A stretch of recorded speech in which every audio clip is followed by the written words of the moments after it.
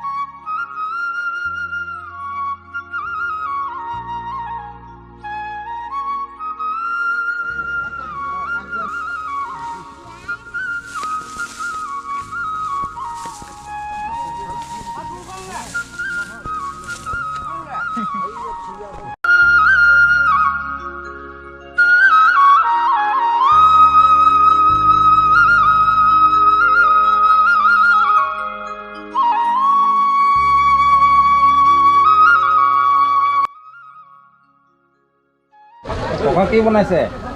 এই ভকতৰ চাউল।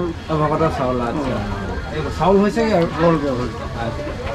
এই ভকতৰ চাউল বনাই আছে ককাৰ নামটো কি? জীৱন কলিতা। ককাৰ ঘৰৰ ওচৰতে আৰু প্ৰতিবাৰে আপুনি ইয়াত বনাইহি নে? আহি প্ৰায় বনাইহি, গৰখীয়া ভোজত বনাইহি আছে ভকতৰখিনি হয়। এইফালে কি হাঁহ মাংস হৈ গ'ল? হাঁহ মাংস বনি আছে, এইফালে মিক্স ভেজ গোটেই চবফালে বনি আছে। মাংস ইয়াত হৈ আছে। এইফালে মাংস, এইফালে মাছ পূৰা মেৰিনেট কৰি আছে, পূৰা ধুনীয়াকৈ হালধি মছলা লগাই থৈছে। সেইজন আহিছে, কেনেকুৱা খবৰ? ভালে ভাল ন? কিন্তু মানুহ কি বনাইছে? এইটো হাঁহ, এইপিনে হাঁহ বনাই আছে মানুহে। খুব পুৱাই আহিলে ল'ৰাটো কষ্ট কৰিছে দেই, এইজন কিন্তু মানিব লাগিব, ৰাইজৰ কামত লাগিছে আৰু ৰাজহৰ কামত তেওঁ কিন্তু না নকৰে, সেইটো ভাল লাগে। কিন্তু সুন্দৰ হৈছে, তুমি আহিলা ভাল লাগিলে। এয়া আমাৰ ডাইৰেক্ট কি হ'ল? এইখিনি কি মাংস? হাঁহ মাংস। আৰু এইফালে আছে দালি, দালি আছে, এইফালে দাইল, এইখিনি দালি, এইখিনি নিৰামিষ, চব হৈ গৈছে। আৰু আমাৰ যি ফটিকাচোৱা গাঁৱৰ পৰম্পৰা যিটো গৰখীয়া ভোজৰ থলীত আমাৰ মৰাণৰ চক্ৰ বিষয়া বাইদেউ মানে SDC বাইদেউ আমাৰ মাজত উপস্থিত আছে। আৰু বাইদেৱে আমাৰ গাঁৱৰ যি এই গৰখীয়া ভোজস্থলীত আহি কেনেকুৱা পাইছে বা কেনেধৰণৰ পৰিৱেশ এটা দেখিছে সাধাৰণতে ব্যস্ত থাকে তো বাইদেউ কি ক'ব আপুনি আমাৰ এই গৰখীয়া ভোজস্থলীত আপুনি আহি নমস্কাৰ আজি পবিত্ৰ দিনত মই ফটিকা চোৱাৰ গৰখীয়া সভাত আহি নথৈ আনন্দিত হৈছোঁ ইয়াতে খুব সুন্দৰ পৰিৱেশ এটা আধ্যাত্মিক পৰিৱেশ ইয়াতে বিৰাজ কৰিছে আৰু সকলো ভক্তপ্ৰাণ ৰাইজে আহি নিজৰ মনৰ ইচ্ছা ভগৱানৰ ওচৰত কামনা কৰিছে চাকি বন্তি জ্বলাইছে এই ব্যস্ততাৰ মাজত এনেকুৱা এটা দিন আজি মই আহিব পাই মই নিজকে বহুত ভাগ্যৱান বুলি ভাবিছোঁ আৰু লগত মোৰ স্বামী আহিছে নমস্কাৰ দাদা আৰু মোৰ লগত আমাৰ আলহীও আহিছিলে দৰং ডিষ্ট্ৰিক্টৰ পৰা তেওঁলোকো আহিছে মানে আমি সকলোৱে ইয়াতে আহি ইয়াৰ সুন্দৰ যি পৰম্পৰা এইটো যাতে চিৰদিন থাকক আৰু সকলোৰে মংগল মই কামনা কৰিছোঁ আমাৰ নতুন বছৰটো সকলোৰে শুভ হওক শান্তিময় হওক আৰু আপোনাকো বহুত ধন্যবাদ জনাইছোঁ যে আপুনি ইমান ধুনীয়াকৈ গোটেইখিনি ইউটিউবৰ যোগেদি এইখিনি ছেভ কৰি ৰাখিব আপোনাকো ধন্যবাদ আমাৰ এইফালে ইয়ালৈ অহাৰ বাবে আৰু খোৱাকৈ যাব কিন্তু খাই বৈ যাব নিশ্চয় নিশ্চয়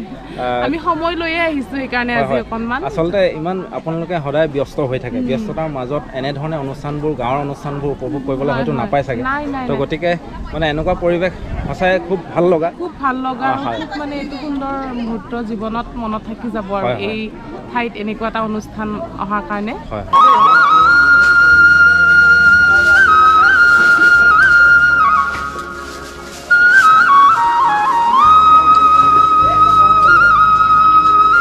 এতিয়া বৰ্তমান কি হয় আমাৰ থানখনৰ লগত জড়িত বহুত মানে পোনপটীয়াকৈ বহুত আগৰ পৰাই জড়িত আমাৰ এই বৰ্তা আছে এই বৰ্তাই দুআষাৰ ক'ব কেনেধৰণে আজি থানখন আচলতে কেনেধৰণে প্ৰতিষ্ঠা হ'ল বা কেনেধৰণে আমাৰ আৰু ছাৰো আছে দুইজনে খুব ওতঃপ্ৰোতভাৱে জড়িত তেওঁলোকে ক'ব দুআষাৰমান কেনেধৰণে থানখনৰ আজি কেনেধৰণে এই ভোজটো পৰিচালনা হৈছে বা কেনেধৰণে হাঁহ বা যিয়ে নহওক কি ধৰণৰ ভোজত কি আছে বা কেনেধৰণে কি নিয়ম কৰা হৈছে গোটেই কথাখিনি অকণমান কওকচোন ফটিকা চোৱাৰ আমাৰ আচলতে প্ৰথম আপুনি আমাৰ এই ফটিকা চোৱা গাঁৱৰ এই ঠাইডোখৰ কৈ লওক এইডোখৰ আমাৰ ফটিকা চোৱা নেপালী গাঁও বুলি প্ৰতিপালন ইয়াতে গৰখীয়া ভোজ হয় প্ৰতি বছৰেই কিন্তু মই জনাৰ পৰা কেতিয়াৰ পৰা গৰখীয়া ভোজ হৈছিলে মই জনাৰ পৰা মই সৰুকালৰ পৰাই আমি গৰু চৰা নহয় আগতে গৰু চৰাই মেলি ল'ৰাখন যাওঁ তেতিয়া আমি সেই কোনোবাই তেতিয়ানো পইচা পাতি আকাল নাই কোনোবাই চাউল কোনোবাই হাঁহ এটাকে লৈ যায় কোনোবাই শাক লৈ যায় তেনেদৰে আমি সেই এটুকুৰা জেগা আছিলে তাতে বালিয়নী বুলি তাতে আমি এটা কাঞ্চিকা বটুৱা এটা আছিলে তেনেকৈ থাকে তাতে আমি বনাই মেলি খাওঁতে ধোঁৱাবিলাক দেখে ৰাইজে তেতিয়া আমাক সুধিলে বোলে তহঁতে কি কৰ তাত বোলে আমি এই তেনেকৈ ভোজ খাওঁ তেতিয়া ৰাইজে ক'লে আমাক যে বোলে তহঁতে সেইকাৰণে মনে মনে অকলে খোৱাতকৈ আহ তাৰপিছত আমি তেনেকৈ খাবলৈ ল'লোঁ মানুহবোৰে দুই এজনে সেৱা কৰে আহি আমাক মৰ্টন দিয়ে মিঠাই দিয়ে তাৰ হাঁহ ভাত খাবৰ কাৰণে হাঁহ দিয়ে তেনেকৈ দিওঁতে হয়তো কিবা ফল পায় তেখেতসকলে সেই ফল পোৱাৰ গতিকে দিয়েহি আহোঁতে আমি তেনেদৰে য'তে ত'তে খাই ফুৰিছিলোঁ তহঁতে এদিন তেনেদৰে আমাৰ ঠাই কোনো জেগা নাছিল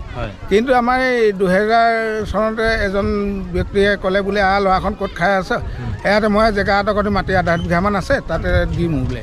সেয়া দিলে তেতিয়া আমাৰ ৰাইজে শ্ৰমদানো কৰি আমি ইঘৰৰ পৰা এডাল দুডাল বাঁহ আনি সৰুকৈ ঘৰতে জুপুৰি বনাই তাতে বছৰি আজি যেনেদৰে খাইছোঁ তেনেদৰে আমি গৰখীয়া ভোজ খাবলৈ আৰম্ভ কৰিলোঁ আৰু তেনেদৰে ৰাইজ আহি আমাক সেৱা শুশ্ৰূষা কৰে বৰ দিবলৈ কয় আমি তেনেকৈ ল'ৰাবিলাকে বৰ দিয়ে সেই অনুপাতে বৰ পায় এদিন কৰি আগবাঢ়ি আহি এতিয়া এইবোৰ যে পালেহি তাতে আকৌ ওলালে দুজন ব্যক্তি বোলে এজনে ক'লে বোলে মই ইটাকে এডোখৰমান এজনে ক'লে বোলে মই সেই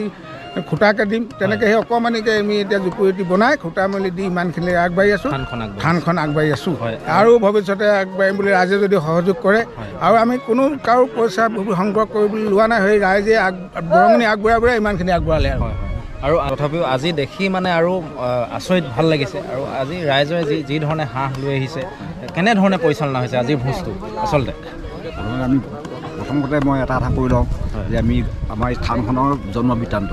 কাৰণ কি প্ৰথম অৱস্থাত আমাৰ মানে কি হ'ল গৰখীয়াসকলে পথাৰ কিনাৰত সকলো কিনাৰত তেনেকৈ ভোজ খাই আছিল তাৰপিছত ক্ৰমান্বয়ে যেতিয়া মানুহৰ বিশ্বাস জন্মিলে যে ল'ৰাখিনি এনেকৈ খাইছে আমি অলপ সহযোগ কৰি দিয়া ভাল তেনেকৈ সহযোগ কৰিবলৈ ধৰিলে তাৰপিছত তেনেকৈ কৰোঁতে মানুহৰ এটা খুব এটা বিশ্বাস জন্মিলে যে ল'ৰাখিনিয়ে খুব সুন্দৰকৈ এটা পৰিচালনা কৰি খাই আছে তাৰপিছত আমাৰ যে ঠাইৰ অভাৱ যে এজন মানে সদাশয় ব্যক্তি আমাক আধা কেজি মাটি দান সূত্ৰে দিছে তাৰপিছত দিয়াৰ লগে লগে মানুহখিনি আৰু যথেষ্ট আকৰ্ষিত হ'ল তেওঁলোকে বিভিন্ন মানে গৰখীয়া ভোজত আহি এটা তামোলপাণ আহি শৰাই দি তেওঁলোকে মনৰ বাঞ্ছা কামনা কৰি পিনে আশীৰ্বাদ বিচাৰে তেনেকৈ আশীৰ্বাদ বিচাৰোঁতে বহুতে ভাল ফল পাইছে পোৱাৰ বিনিময়ত এইটো কাৰণে আমি যদিও প্ৰচাৰ বিমুখ তথাপি অট'মেটিক এই বিষয়টো ৰাইজৰ মুখে মুখে বাগৰি এটা ডাঙৰ অনুষ্ঠানলৈহে পৰিণত হৈছে আৰু আজিৰ ভোজটোত আপোনালোকৰ কিমান হাঁহ কালেকশ্যন আজি আমাৰ মানে ৰাইজে দান দিছে আচলতে কিবা এটা ফল পাইছে সেইকাৰণে আজি হাঁহৰ সংখ্যাটো আমাৰ ইয়াত আমি নিজে মানে মাছ মাংস নিকিনিলেও হয় ৰাইজে আজি প্ৰায় 61টা হাঁহ দিছে শৰাই আহিছে 61টা আৰু শৰাই 20 ভাগ আহিছে আমি আমাৰ ফালৰ পৰা এনেই অলপীয়াকৈ অনুষ্ঠিতভাৱে সংগ্ৰহ কৰোঁ বাকীখিনি ৰাইজৰ ফালৰ পৰাই এইখিনি গোট খাই আহে আৰু আমাৰ এই থানখনৰ যিসকল ব্যক্তিয়ে মানে যি মনৰ কামনা কৰি এটা এভাগি শৰাই আগবঢ়াই বা তামোলপাণ আগবঢ়াই তাৰ ফল নিশ্চয় পাইছে গত বছৰ যিসকলে ফল পাইছে এই বছৰ পুনৰ আহিছে অনাগত দিনবিলাকত তেনেকৈ চলি আহিছিলে আৰু বহুত দূৰৰ পৰা আহে বুলি কয় ক'ৰ পৰা আহিছে এইটো আমাৰ লখিমপুৰ ধেমাজি ঢকুৱাখানা ডিব্ৰুগড় যোৰহাট শিৱসাগৰ চৰাইদেউ সোণাৰী নাহকটীয়া এনেকৈ বিভিন্ন প্ৰান্তৰ পৰা মানুহ আহে তেওঁলোকে সহযোগ আমাক খবৰ ৰাখি থাকে যে আপোনালোকে কোন তাৰিখে পাতিব ইমান দূৰৰ পৰা যিহেতু ব্যক্তিসকল আহে তেওঁলোকে মনৰ আশা নিশ্চয় পূৰণ হৈছে বা মনৰ আশা প্ৰতিফল পাইছে তেওঁলোকে যিটো তেওঁলোকে বিচাৰি আহে যেনেকুৱা ধৰণৰকৈ বিচাৰি আহে আৰু এটা কথা আপোনাৰ এই থানখনৰ কেনেকুৱা এটা দিনত মানে এইটো পতা হয় আমি এইটো গৰখীয়া ভোজটো আমি ডিচেম্বৰ মাহৰ শেষৰ দেওবাৰটো লোৱা হয় শেষৰ দেওবাৰ আমাৰ এইটো বান্ধি থোৱা হৈছে যে ডিচেম্বৰ মাহৰ শেষৰ দেওবাৰটোত আমি উদযাপন কৰি আহোঁ প্ৰতি বছৰে ডিচেম্বৰ মাহৰ শেষৰ দেওবাৰটোত আপোনালোকে আহিব পাৰিব আৰু খুব এটা জাগৃত আচলতে গৰখীয়া থান আৰু গৰখীয়া ভোজ আচলতে গৰখীয়া বুলি ক'লে সদায় আজিকালিতো গৰু তেনেকৈ নাই বা চৰাবলৈ মানুহ নাযায় আপোনালোকে সেইটো পাইছিলে গৰু চৰাইছিলে তেনেধৰণে খাইছিলে আজিৰ দিনত যুৱকসকলে কৰ্মমুখী টাউনত বা চহৰত বা য'তে হওক কিন্তু তথাপিও গৰখীয়া ভোজৰ এটা পৰম্পৰা বা এটা নিয়ম আছে আৰু তাৰ এটা মানে আপোনাৰ যিহেতু এটা খুব চলিত মানে ভগৱান কৃষ্ণ কেনেধৰণে এইটো মানে কি বস্তুটো অকণমান যদি মানে এই মূৰ্তি ভাগৰ কথা কৈছে মূৰ্তি ভাগৰ কথা হ'ল কি এজন ব্যক্তিয়ে তেনেদৰে 3 দিনতেই মানে প্ৰমাণ পালে সেইকাৰণে তেওঁ প্ৰতিশ্ৰুতি কৰিলে এই থানতে মই মূৰ্তি এজন আগবঢ়াম সেই অনুপাতে গৈ আমি পথাৰৰ পৰা এজন মূৰ্তি আগবঢ়াই আনি নিয়ম সহকাৰে ৰাখি নিয়ম সহকাৰে এতিয়াও আমি প্ৰতিষ্ঠা দিৱস পাতোঁ ফাগুৱাত সেইদিনাখন আমি স্থাপন কৰি মূৰ্তি ৰাখিছোঁ আৰু সেয়াতে মই ৰাতিপুৱা গধূলি চাকি বন্তি জ্বলাওঁ মানে পূৰ্বৰ পৰা জ্বলাওঁৱে আৰু তেওঁলোকে জ্বলাই আছোঁ এই পৰ্যায় পালোহি মই এতিয়া ঠিক আছে ধন্যবাদ আৰু আমাৰ যিসকল ভক্তপ্ৰাণ ৰাইজ অহাবাৰলৈ আহিবলৈ বিচাৰিব যিহেতু ভিডিঅ'টো আমি এইবাৰ কৰিছোঁ অহাবাৰলৈ আপোনালোকে আহিব হ'লে আমি আপোনাক কণ্টেক্ট নাম্বাৰো আমাৰ তাত দি দিম তো আপোনালোকৰ দি দিম তেওঁলোকে কণ্টেক্ট কৰি আহিব পাৰিব আহি চাব পাৰে আপোনালোকৰ বিশ্বাস ৰাইজৰ বিশ্বাস আছে আজি যিহেতু 61টা হাঁহ ৰাইজৰ নামেৰে উঠিছে তো গতিকে এনেকুৱা এখন থান একো বিশেষ ডাঙৰ এটা মন্দিৰ নহয় যদিও ইয়াত বহু মানে আশা পূৰণ হৈছে তো গতিকে ধন্যবাদ আৰু এইখিনিতে মই এটা কথা কওঁ যে মই আহ্বান জনাইছোঁ মানে আমি ডিচেম্বৰ মাহত লাষ্ট দেওবাৰত আমি অনুষ্ঠিত কৰোঁ আৰু আমাৰ এই থানখনৰ এটা বৈশিষ্ট্য আছে কি আমি এটা নিৰ্দিষ্ট জনগোষ্ঠীয়ে আমি অনুষ্ঠানটো নকৰোঁ মানে ইয়াত বিভিন্ন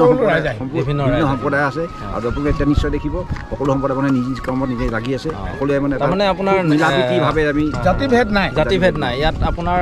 সকলো শ্ৰেণীৰ মানুহ আহিব পাৰিব সকলো জাতি ধৰ্মৰ মানুহ আহিব পাৰিব সেয়াও মানে আপোনালোকৰ বাধা নাই ইয়াত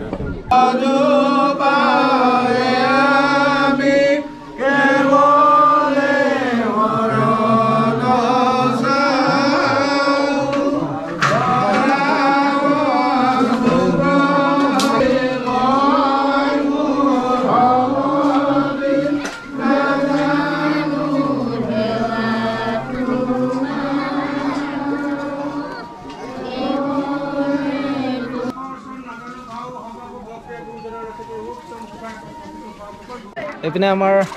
দাই লাগি আছে খানাত আৰু গৰখীয়া ভোজৰ খানাৰ যিহেতু আটাইতকৈ মেইন বস্তুটোৱে হ'ল খানা যোনটো মানে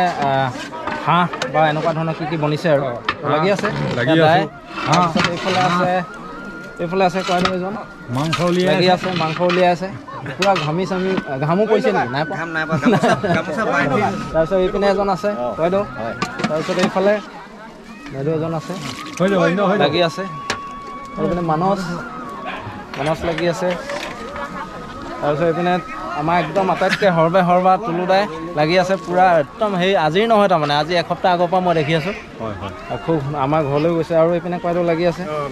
চাহ হৈছেগৈ নাই কেইবাৰ বনালে ভাত 4বাৰ এয়া বনাদা লাগি আছে খুব সুন্দৰকৈ তো কেনেকুৱা লাগিলে বনাই মেলি ভাল আহে চাগে আপুনি প্ৰতি বছৰে হয় মানে আমাৰ গাঁৱত যিকোনো অনুষ্ঠান হ'লে এখেতৰ অৰিহণা লাগিবই আৰু সকলো অৰিহণা লাগে আচলতে তো সদায় আপোনাক দেখি আহিছোঁ খুব সুন্দৰ খানা বনায় যিহেতু ভাল লাগিলে ঠিক আছে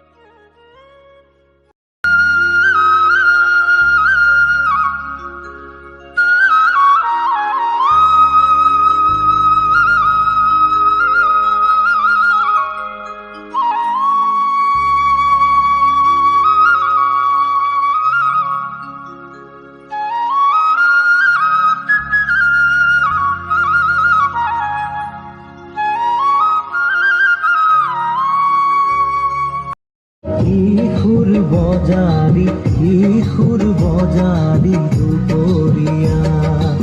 গৰখিয়া হেৰো